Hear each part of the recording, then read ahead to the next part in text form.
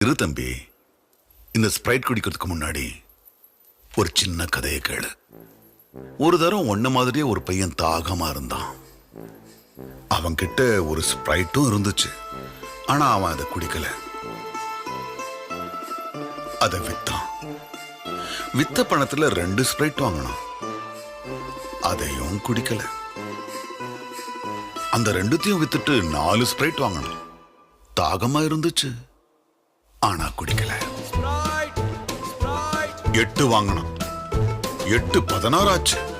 வித்தான், வாங்கினா வித்தான். இப்படியே பண்ணி பண்ணி 1 கோடி ஸ்ப்ரைட் சேர்ந்துருச்சு. 1 கோ.